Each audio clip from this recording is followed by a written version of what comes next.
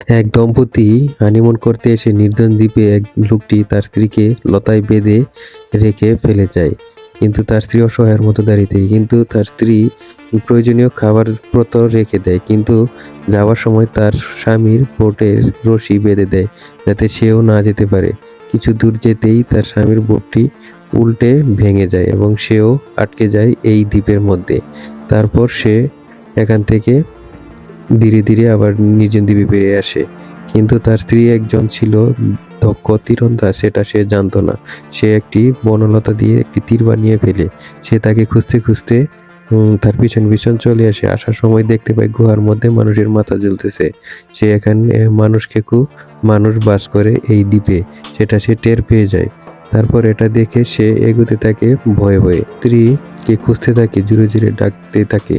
তারপর তার স্ত্রীকে পেয়ে যায়। তারপর সে আসতে থাকে, তার স্ত্রী একটি তীর মেরে দেয় তার কান বরাবর, যে গাছে লেগে। তারপর আরো একটি তীর মেরে তার মুখ বরাবর সে সরে যায় এবং গাছের পেছনে লুকায়। আরো একটি তীর তার দিকে ছুঁড়ে মারে, সে একটি গাছের ডাল দিয়ে তা রক্ষা করে। তাদের মধ্যেই বুঝতে পারে যে তার স্ত্রী তাকে উম, মেরে ফেলবে। সে সেখান থেকে কোনোভাবে পালিয়ে যায়। তারপর একদিন তার স্ত্রীকে পিছন দিকে এসে মাথায় আঘাত করে এবং তাকে যখন দেখতে যায় তখনই সে ফাঁদে পড়ে যায়, উল্টো দিকে লটকে ওঠে। তখন তার চিল্লাচিল্লিতে তার স্ত্রীর জ্ঞান ফেরার পর কিছু শব্দ শুনতে পায়। তখন তার স্ত্রী বুঝতে পারে যে কোনো একটা ঝামেলা আছে। সে এখান থেকে পালিয়ে যায়। পালিয়ে যাওয়ার পরপরই দেখতে পারে বন মানুষগুলো দৌড়ে আসতেছে দ্বীপের তার স্ত্রীর পিছনে। সে পালিয়ে যেতে থাকে।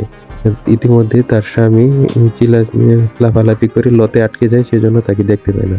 সে একটি গুহার ভিতরে লুকাতে যায়। তখন তার পিছন দিকে দিয়ে টান দেয়, দিয়ে তার স্বামী তাকে রক্ষা করে। তখন বুঝতে পারে যে তাদের দুজনকে সহযোগিতা করতে হবে। কিছু দূর আগানোর পরপরই তারা দুজনেই অজ্ঞান হয়ে যায়। এর কারণ হলো তাদেরকে তীর মারা হয়, অজ্ঞানের তীর।